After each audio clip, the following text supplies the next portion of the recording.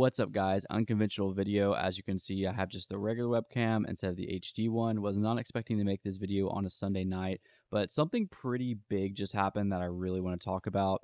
We were sitting trying to debunk it on Twitter Spaces for the last 3 hours, and finally it came out into light exactly what happened. So essentially, from Veve's wallet itself, over 50 collectibles and comics were transferred. Some of these collectibles and comics were mint numbers that were not available to the public, and they were all transferred to this one account that was a known community member. So of course, it didn't show any transactions or anything like that of like the value of what say, this community member sent. So we were all wondering, like, was this an accident?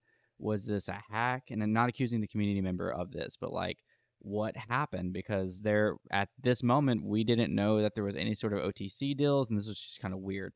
And before we go into a lot of that, and kind of get more into this process, I actually want to show you what we saw in live action. So shout out to Javier Torres, as always, for just being the first to see a lot of this stuff. So essentially, these items got transferred out, and everybody was super confused and asking what was going on. One of them being a Spider-Man. Now, it shows that there was a sell here. This actually was not a sell. I think it was a mess up on the bot.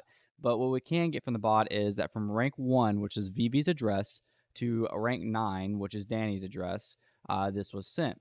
And if you look just a few hours ago, I'm doing this in pretty real time. This is 4 hours ago.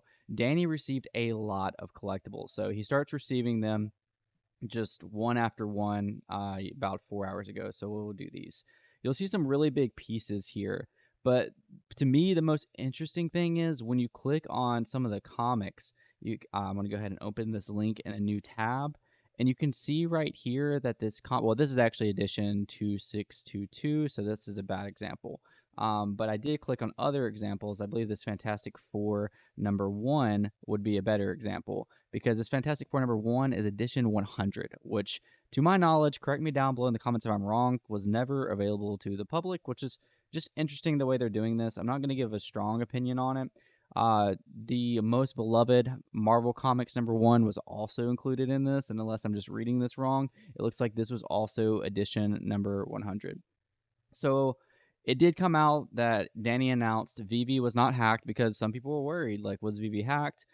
He said that there is no risk to the assets, but I encourage anyone wanting to invest a lot of money far outside of the bank credit card limits approach Veve Direct, but expect every gen to be $1 USD and every transaction to be at or above floor rates, sometimes multiples. So essentially what Danny's saying right here is he paid a lot of money for this large transaction. This transaction, as we can see at a floor value, we'll go ahead and pull up Crypto Bro right here. At a floor value, this transaction was estimated at $78,897. At a value, according to mints, I mean, easily 6 figures. So this was confirmed as an over-the-counter deal where Danny just got with Veve and directly made this trade. I'm not going to give my opinions on this, at least in this video. I might do it on a live sometime this week. Let me know what you think about OTC and this event specifically down below in the comments. I hope you guys have a wonderful and productive week, and I'll see you guys soon. Peace out.